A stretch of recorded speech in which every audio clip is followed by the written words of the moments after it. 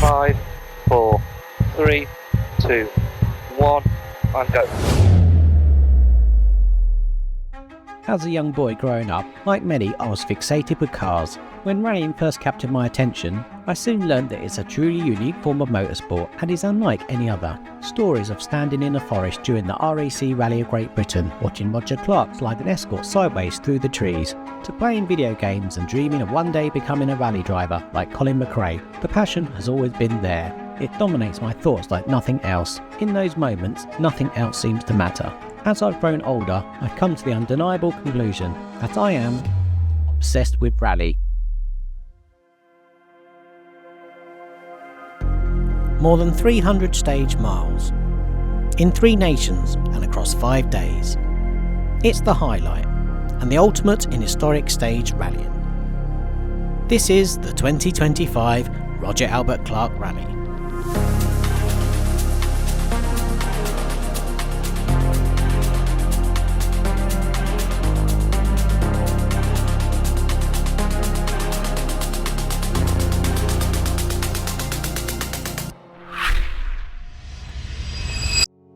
And so here we are, the toughest and most challenging stage rally that's on offer. It's the one they all want to do, and more than 190 competitors signed up to tackle the 17th edition of the Roger Albert Clark Rally. 2 days of world-class stages in Wales would set the tone, beginning with 32 miles on the opening day to bed the crews in, with repeated runs through Crechen and Cefn, separated by a double blast over the Pembrey Circuit Super Special. Into Mid-Wales on day 2 there will be 70 miles with renowned tests in Myheron, Sweet Lamb Hafren, Duffnan and Code Sarnu, before the event relocated north to Carlisle. A later start to day 3, which would take in stages spread across the Anglo-Scottish border, with visits to Kershope Forest, Riccarton and Hindley. On day 4 the Scottish forests around Dumfries and Galloway would offer up 65 miles, with stages in A, Twigleys and Castle Orr, plus the northern side of Kershope Forest with Crake and Newcastleton. The final day, the longest in stage miles of the event, would have 78 miles in Kielder Forest, culminating in the bigger one, a whopping 40 mile stage to wrap up the event. Under a crisp, cold evening in Carmarthen, South Wales, there was a real atmosphere and buzz about town. In front of large crowds, the competitors were flagged away from the ceremonial start as they began their 5-day rallying adventure.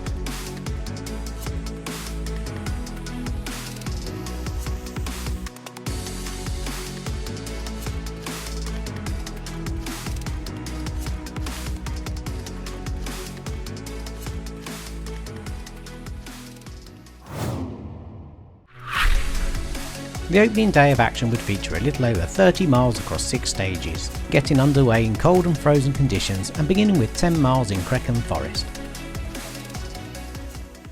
Welshman Ocean Price would set out with a determined look. Having come so close to winning the event in the past, the goal was clear, nothing short of a win would do.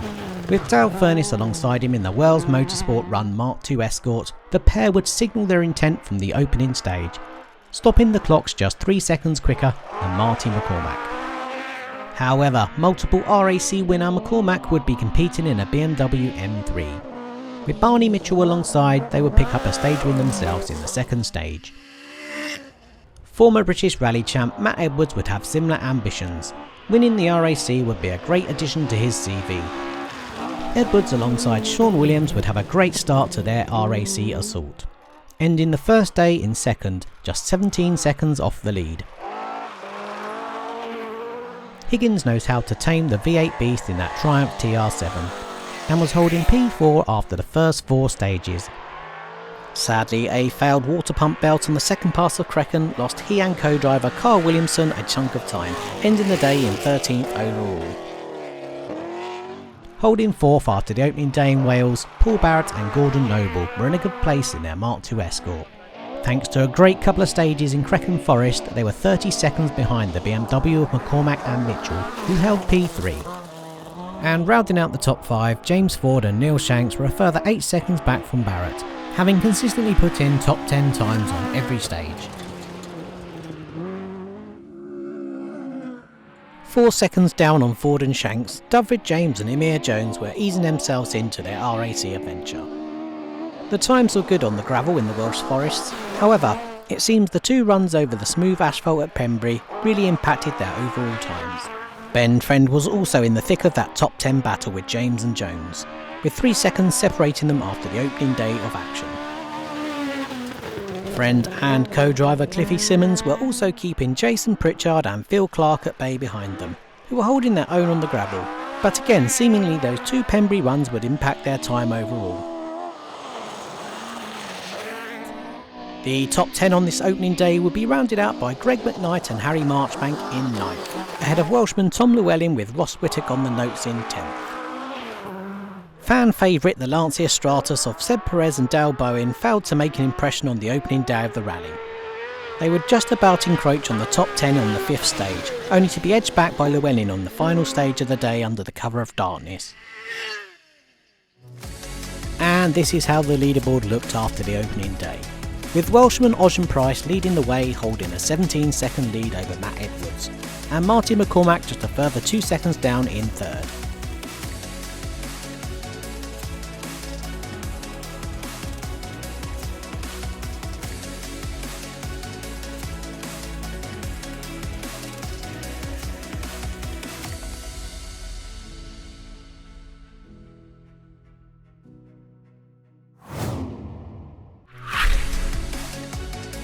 Day 2 of the rally moved into mid-Wales and would see another cold and frosty day with slippery conditions out on the stages.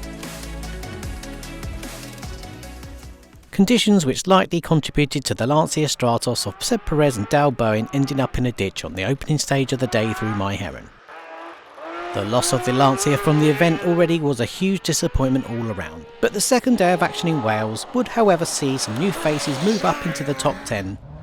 Tom Walster and Will Atkins in the Lightning McQueen Mark II Escort would end their day 10th overall. And just 12 seconds adrift of Ben Friend and Cliffy Simmons in 9th.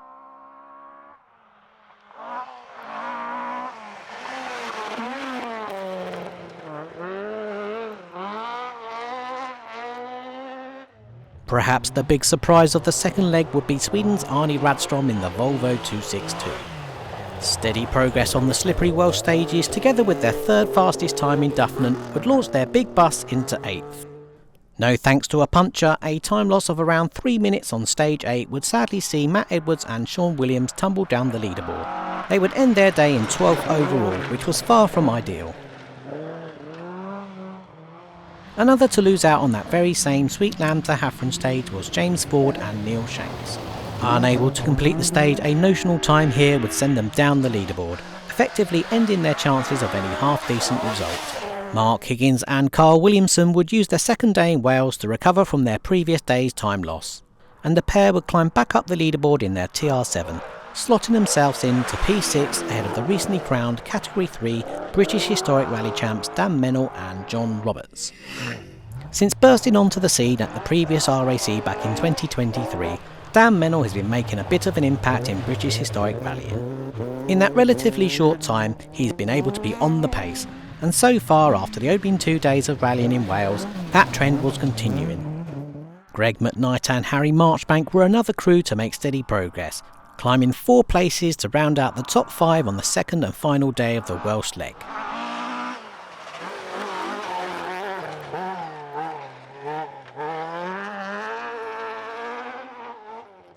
Dyfed James and Amir Jones would pick up 2 places over the course of the day, earning them P4.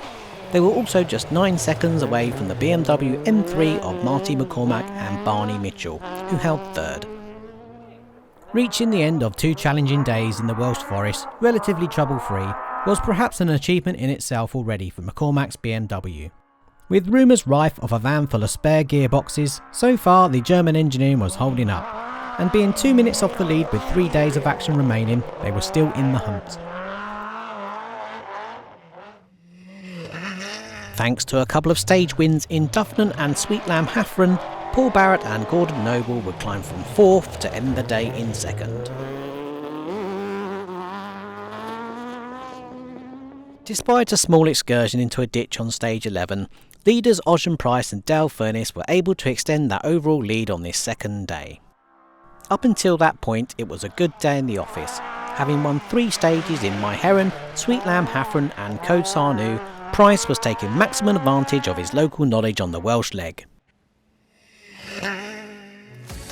And so 29 seconds were in hand for leaders Ocean Price and Dale Furness over Paul Barrett and Gordon Noble in second, as the event moved to its northern Carlisle base for the next part of this historic rallying adventure.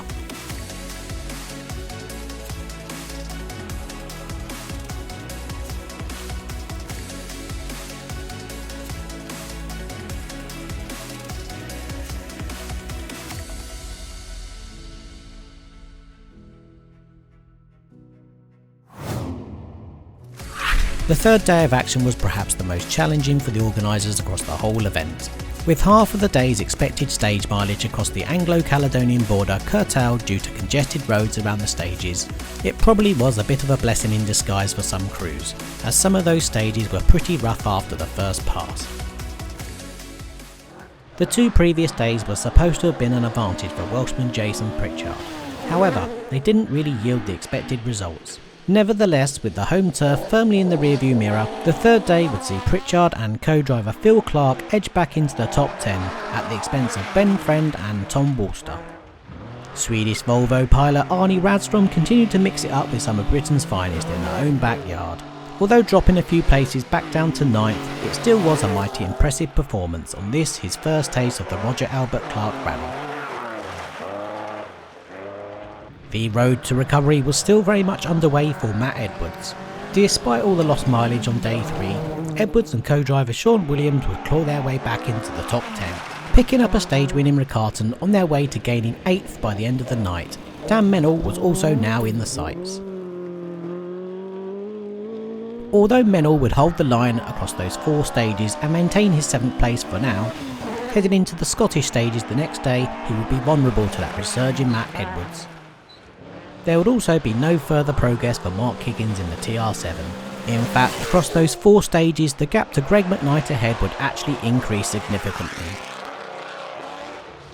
McKnight and Marchbank would not only extend their advantage over Higgins by more than a minute, they would also take a small bit of time out of Dudvig James and Amir Jones in front of them. James and Jones themselves would have a bit of a mixed day, with perhaps their best stage coming right at the end of the leg in stage 16 through Kershock Forest, where they set the 4th fastest time. Marty McCormack and Barney Mitchell would begin their day by setting the fastest time in their BMW on the opening Tommy's Fell stage. However, with around 2 minutes deficit, this stage win alone wasn't going to make much of an impact. The third day, however, would deliver a brief change in the lead. After leading the way from the very first stage of the event, Ocean Price and Dale Furness would run into trouble with their brakes on the second stage of the day. In the icy and snowy Riccarton stage, all of the work would be undone and the lead would be lost to Barrett and Noble. Sadly for Barrett, his lead wouldn't hang around for long. Price went on to add the next 2 stage wins to his tally, and in the darkness of the final stage through Kershock Forest, he had managed to pull back nearly a whole minute to end the leg back on top.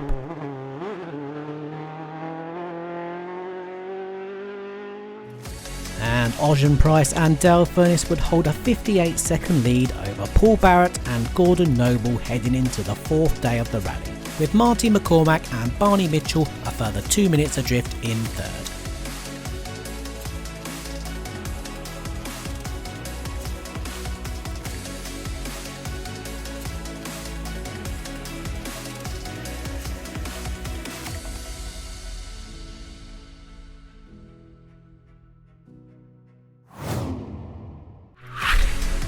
Day 4 would see the cold and icy conditions replaced with wet and miserable rain.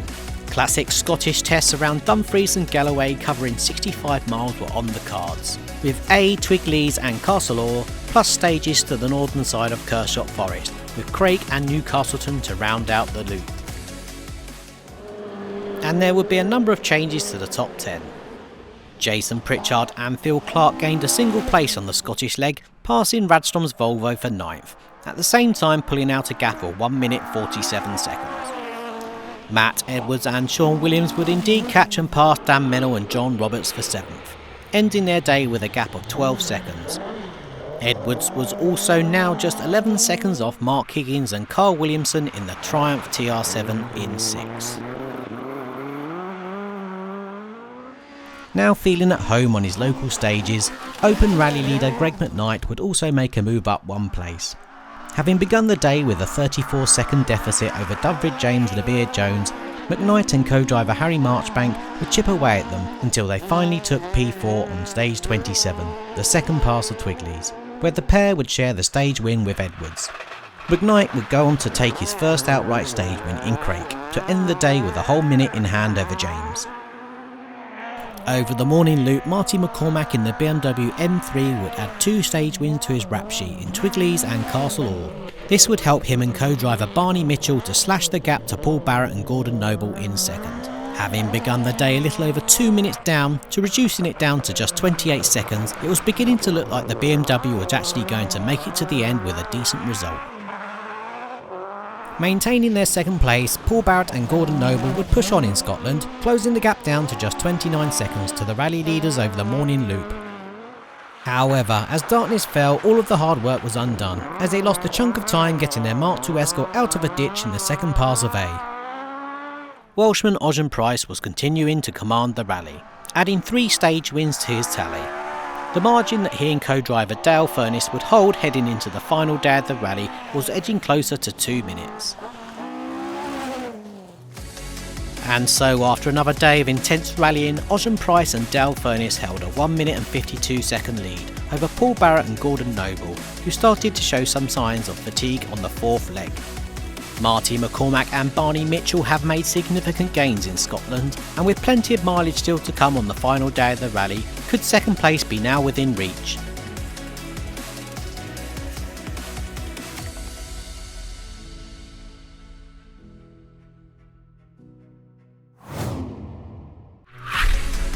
And so, as the event entered the final day, Ogen Price and Dale Furness would hold a 1 minute and 52 lead, with a further 78 miles between them and a prestigious Roger Albert Clark rally win.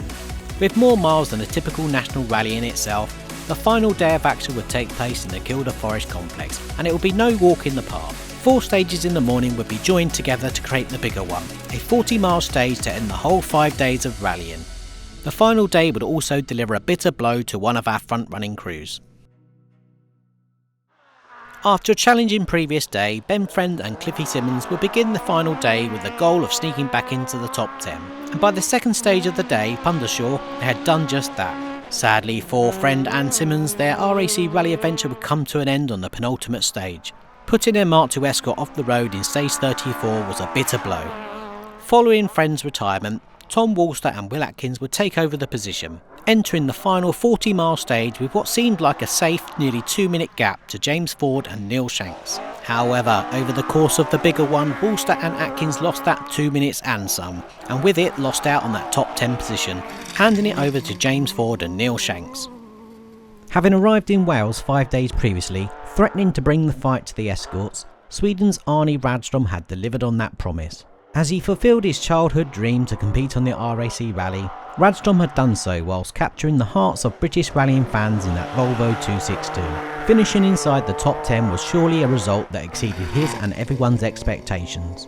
And the emotional Swede knew this once he had reached the final stop line. For Jason Pritchard and Phil Clark, their R.A.C. result may have fallen short of their expectations, and would no doubt have hoped for more than P8, given that in 2023 they scored 3rd on the podium. Perhaps a lack of seat time in preparation was the real reason for this, or maybe the expectation just to turn up and be able to match the pace of others was unrealistic. There's no denying that the David Appleby Engineering TR7 is a proven machine, having secured a class title in the BHRC in 2024 and now completing the most challenging stage rally in the Roger Albert Clark. Finishing inside the top 10 further bolsters its credibility. Mark Higgins and Carl Williamson would bring it home for a 7th place finish, in what was a great comeback drive after an issue on the opening day had set them back. Recently crowned BHRC Cat 3 champs Dan Mennell and John Roberts would end their season at the R.A.C. rally, and with a 6th place overall to their name, going 2 better this time round compared to 2023 was a great result.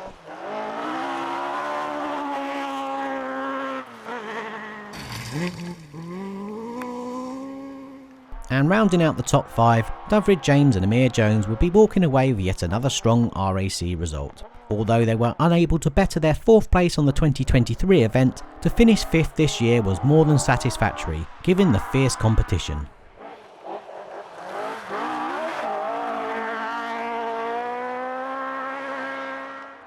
The final day would see a bit of a charge from Matt Edwards and Sean Williams, who would end their event with 3 final stage wins to their name. For sure, the ambition at the beginning of the event was the challenge for the win, but the ups and downs over the past 5 days didn't seem to dull down their determination, and for this they were rewarded with 4th. The final day of the rally would deliver a bitter blow for our multiple Roger Albert Clark winners Marty McCormack and Barney Mitchell. At the beginning of the event, McCormack said that after winning the event a number of times, he felt like a bit of a change was needed. Despite defying many expectations, the car showed its real potential. But sadly, after 31 stages of relentless rallying, the gearbox would expire on the 2nd stage of the final day. Greg McKnight would arrive at the stop line of the final stage absolutely beaming. Having been a spectator for many years and watching his hero Steve Bannister, to compete on the Roger Albert Clark in a Mark II Escort himself was an ambition that he had finally got to do. The target was to mix it up with the big boys and perhaps even get a top 10. But to then come away with not only the Open Rally win, but to reach the 3rd place on the overall podium on the UK's biggest rally, well, that had far exceeded one's expectations. Paul Barrett and Gordon Noble would make it to the end of this tough and challenging event in 2nd. At times they were close, and they gave it their all, but ultimately they were unable to match that determined Welshman in front. Finally, after waiting for so long and after some bad luck and a number of failed attempts along the way, alongside Dale Furness, Welshman Ocean Price would achieve what he'd set out to do. The emotional Welshman set his sights on the win and nothing else would do. It was a bucket list item ticked off and the monkey was now finally off the back. And so, confirmation of that final winning margin for Ocean Price and Dale Furness. It was 2 minutes and 39 seconds over Paul Barrett and Gordon Noble. Greg McKnight and Harry Marchbank with that magnificent 3rd place on the podium and the Open Rally win to their names. With Matt Edwards and Sean Williams in 4th and Dyfrig James and Amir Jones rounding out the top 5.